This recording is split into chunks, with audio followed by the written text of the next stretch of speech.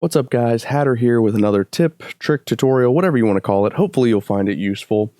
The inspiration behind this piece is, as you can see, I'm working here on a vintage full armor double Zeta kit in 1 to 1/44 scale, gifted to me by my buddy Juby. Thank you, Juby. And if you're familiar with some of these older kits, you know that they don't necessarily fasten together using snap together pieces the way that modern HGUC kits or modern high grade kits in general work. And so you end up having to glue a lot of parts and hold them down.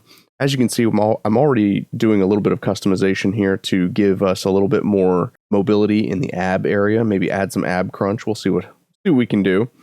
But one of the things that I noticed is that, in particular with the full armor kit actually doesn't have any sort of fastening to attach it to the body of the double Zeta Gundam.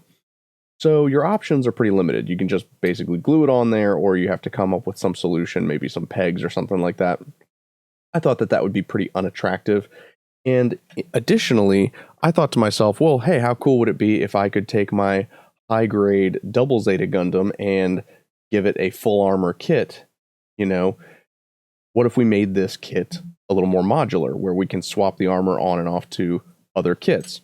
And so that's where I came up with the idea to use some of these really powerful rare earth magnets. They come in a variety of shapes and sizes. I'm going to put a few links to some options down in the description below for you to check out.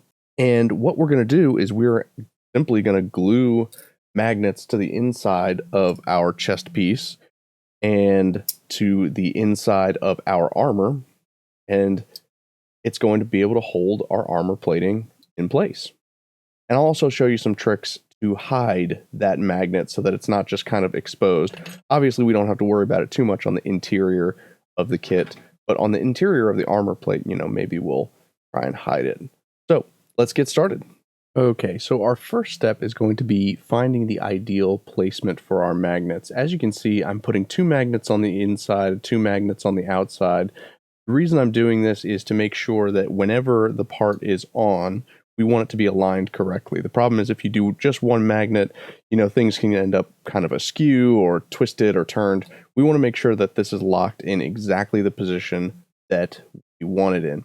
Second thing I'm going to do, and this is going to be important, is take a permanent marker and go ahead and mark what you want to be the outside of the magnets. This is important because if you glue a piece down and it's the wrong polarity, you're actually going to repel your part instead of attract it. So we don't want that. So what I'm going to do is I'm going to put an X on our top magnet, an X on our top magnet, and we're going to put a O on our bottom magnet, and O on our bottom magnet. That's just going to make sure that we don't mix them up in the process of fastening them to our kit. All right, so we're going to start with the easy side first, which is the interior of the body. This, it doesn't necessarily matter what it looks like because it's going to be on the inside of the kit. You're never going to see it, ideally. And all we're going to do is put a little dab of super glue down. And this is one of those rare instances where it's kind of a pain to work with your tweezers, because if you have metallic tweezers like I do, you find that the magnets stick to it. We're actually going to use that to our advantage and kind of use that to help place the magnet down where we want it. So just a quick little dab right there. And we're just going to hold that in place for a few seconds. Let the super glue do its work. Hopefully, by the time the super glue sets, we should be able to just slide our tweezers right off and not pull the magnet.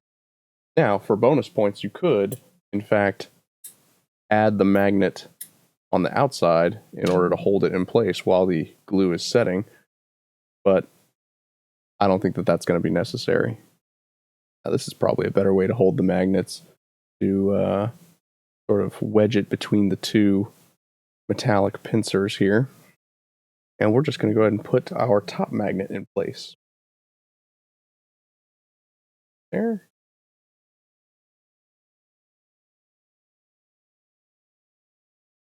Delicate process.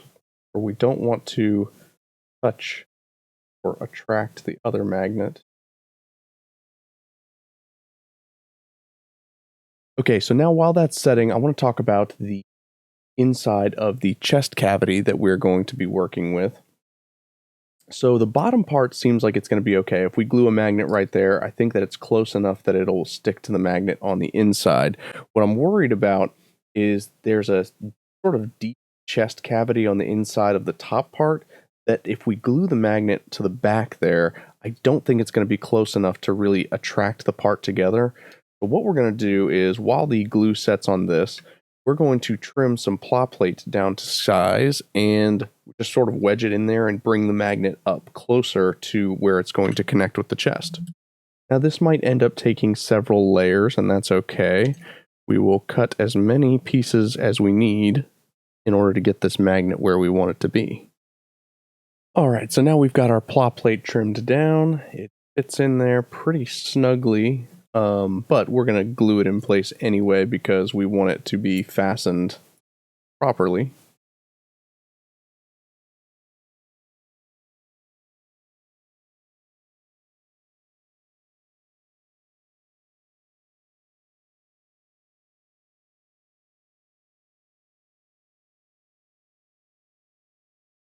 Now the added benefit of this trick is that we can actually use this bit of ply plate to hide our magnet.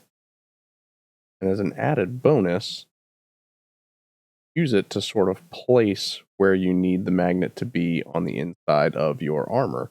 Because obviously it would be kind of just guessing where we glue the magnet down in there. But if we glue it to this and then glue the plate inside, then we don't have that issue. Again, this is going to be one of those situations where magnet's polarity aid us in the positioning of our glue. Hold the ply plate over it. Magnet. Put it right down. All right. Now that our magnet is set, glue it to the inside of our chest cavity.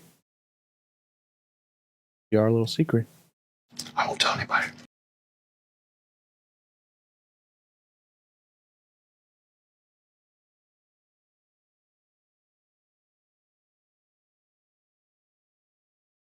And then similarly, in order to get the magnet fastened to the lower half, go ahead and again use magnet to our advantage. Place it on the armor. Add our little dab of glue.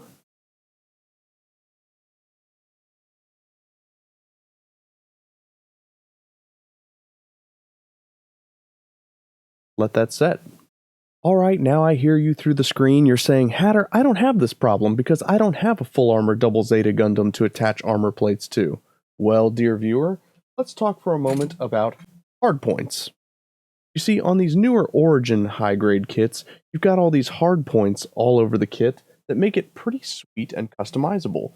You've got these little pegs that you can plug into on various points and arm your mobile suit accordingly. You can have him, totally strapped with all sorts of gear and armaments.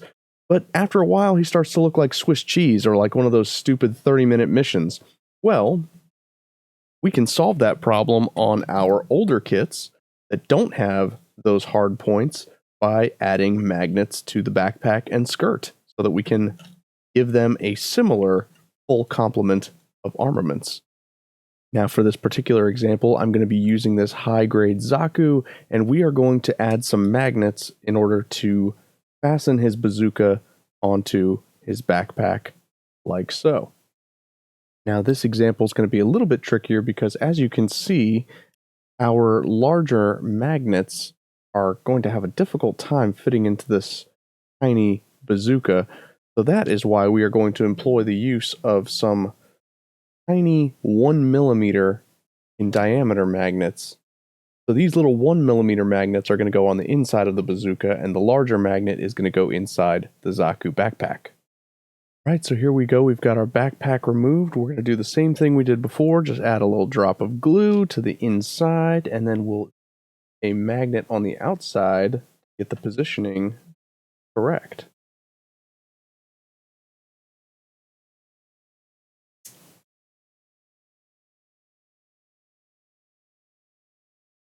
All right, here we have our bazooka unassembled, and we have our mini magnets, which can snap in place where we need them to be. Now here's what the test fitting is going to look like. We have our barrel end pointed down. The back end of the bazooka is going to be pointed up.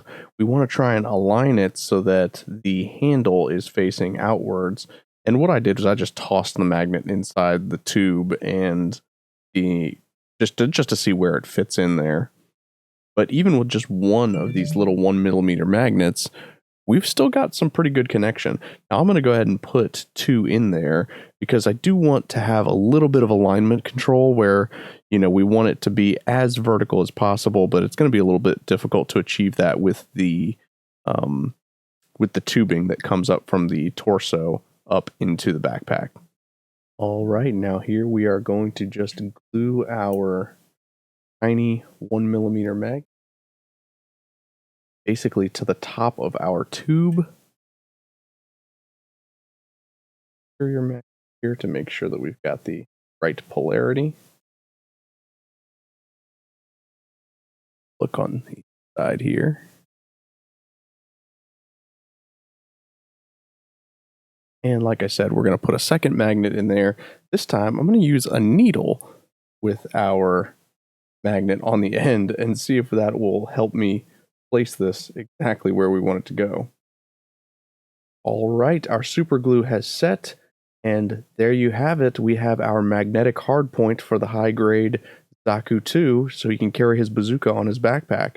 Now, the best part about this is that you don't see any markings, or there's no peg holes, no unsightly exterior indication that there is a method to fasten your weapons on here, and it makes them completely interchangeable because you can put magnets into all of your kits and just swap out weapons where you see fit, and it doesn't inhibit your ability to equip them, in the hands. So there you have it. I hope you guys enjoyed this quick tip on how you can use magnets to create your very own hard points on your Gunpla, as well as customizable armor plating. I will, of course, put links to the magnets that I used down in the description below. If you dig this kind of content, please like the video and subscribe to the channel. And until next time, I will catch you guys later.